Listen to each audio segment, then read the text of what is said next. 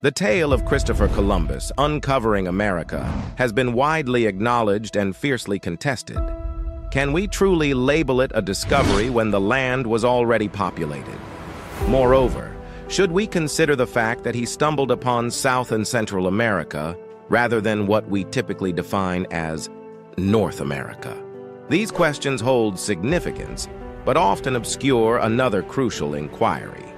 Why do we attribute the discovery of the Americas by Europeans to Columbus and not to the Vikings? Roughly 5 centuries before Christopher Columbus ever set foot on American soil, the Vikings had already explored and possibly settled parts of North America. It was Leif Ericson, a Scandinavian Viking, who first set foot on North American soil, leading many to believe that he was indeed the first European to do so. Leif Ericson was born in Iceland around 970 A.D. His father was the prominent Viking explorer Eric the Red. Eric had initially settled in Iceland after being banished from their ancestral land of Norway due to manslaughter. However, when Leif was still a young boy, Eric himself was exiled from Iceland for following in his father's footsteps and committing murder against a neighbor.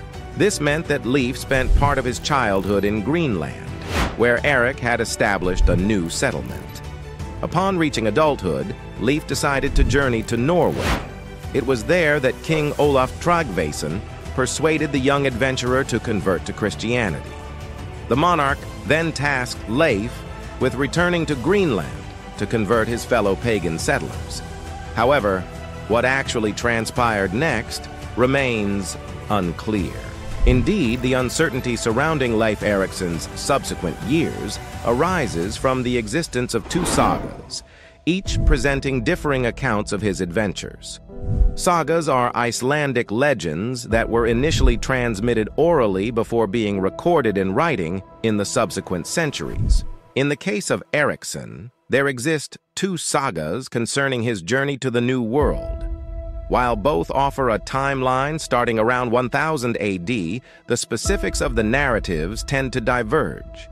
According to one saga, known as the Saga of the Greenlanders, the story unfolds with Leif hearing fantastical tales of a mysterious land across the ocean from a man named Bjarni Herjolfsson. Bjarni was a trader from Iceland who, roughly a decade earlier, set sail towards what was supposed to be Greenland, but ended up veering more towards North America. While he never set foot on the land he had spotted in the distance, he was certain of its existence and knew he had overshot Greenland. This intrigued Leif Ericson profoundly, sparking his determination to assemble a crew and embark on a voyage to this new world. With 35 men and a prepared ship, Leif was set to retrace Bjarni's journey. The explorer and his crew navigated successfully across the vast Atlantic until finally reaching the shores of North America, somewhere in what is present-day Canada.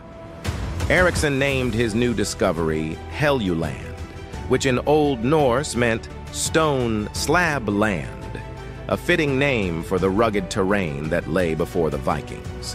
Today, historians have narrowed down this area to what they believe is Baffin Island.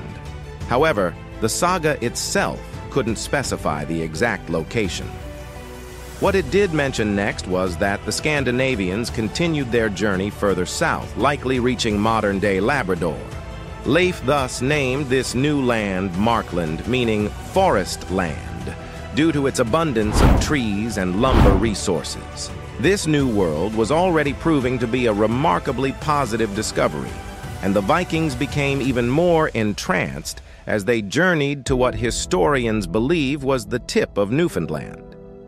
It was here that Ericson and his men established their base camp and spent the ensuing winter, benefiting from the milder weather compared to their homeland. Further explorations uncovered vast rivers teeming with delicious salmon, stunning greenery in every direction, and an abundance of wild grapes. Leif termed this region Vinland, or Wineland, in reference to the plentiful grapevines they encountered. All of this indeed sounds like an explorer's dream, but that's where the main foundation of the 2 sagas diverge. According to the second saga, the Saga of Eric the Red, the discovery of the New World wasn't a deliberate adventure. It was a mistake. This alternative version suggests that Leif was actually on his way back from Norway to Greenland when he overshot and stumbled across the American continent. Regardless of the reason for the journey, Ericson and his men eventually returned to Greenland. Around this time, the death of Eric the Red made Leif the new chief of the Greenland settlement. From then on, Ericson never returned to the North American lands, leaving behind no permanent settlement or colony where his Canadian adventure had occurred. However, other Vikings continued to explore the New World over the following years, and multiple temporary settlements were established. Just 3 years after Leif's expedition, his brother Thorvald embarked on his own excursion in North America. Ongoing conflicts with the native populations eventually led to Thorvald's murder, making him what many believe to be the first European ever buried in American ground. Indeed, the reliability of these sagas remains a topic of contention among historians. While some doubt their accuracy, many scholars argue that these Icelandic narratives contain genuine historical elements, albeit potentially embellished over time. Thus, while approaching them critically, they still offer valuable insights into the past. Evidence supporting the accounts of Leif's voyage to North America has been uncovered, aligning closely with the sagas. In 1960, Norwegian explorer Helge Ingstad, in search of Viking remnants in modern-day Canada, made a significant discovery. After extensive exploration along the coasts of Labrador and Newfoundland, Helge unearthed the remains of a centuries-old settlement on the northern tip of Newfoundland. In particular, the L'Anse aux Meadows archaeological site garnered attention, prompting an international team of archaeologists to investigate Ingstad's findings. The subsequent excavation confirmed that these ruins indeed belonged to Vikings and dated back to the same century that Ericson was believed to have settled in the area. Furthermore, according to a publication in the journal Nature, scientists took their investigation to the next level by conducting tests on 3 pieces of wood extracted from the Viking ruins. Their aim was to pinpoint the exact year these materials had been utilized, providing further insights into the timeline of Viking presence in the area. According to the journal, the project was deemed successful and the scientists achieved their goal. They were able to determine that the lumber had indeed been cut in the year 1021 AD, providing a precise time frame for the Viking activity at the site. While this might initially appear to contradict the sagas, which place Leif's expedition closer to 1000 AD, many scholars argue otherwise. One such expert is Dr. Colleen Beatty, a Viking specialist at the Institute for Northern Studies in Scotland. She notes that the presence of Vikings in North America in the 1020s does not negate the possibility that they could have also been there at the beginning of the century. According to Dr. Beatty, whatever prompted the Vikings to cut down those trees in 1021 could very well have been one stage of the occupation activity, not necessarily the first. It's important to remember that it has already been theorized that a string of follow-up expeditions pursued Ericson's endeavors. Whether the ruins found were built in 1021 AD, or if the lumber tested was part of later repairs to an older structure, remains to be fully understood without further testing. However, none of this disproves the sagas. Even if the timeline is slightly off, this evidence further supports the entire narrative. So, was Christopher Columbus truly the first European to discover the Americas? Or was it Leif Ericson and his band of Vikings?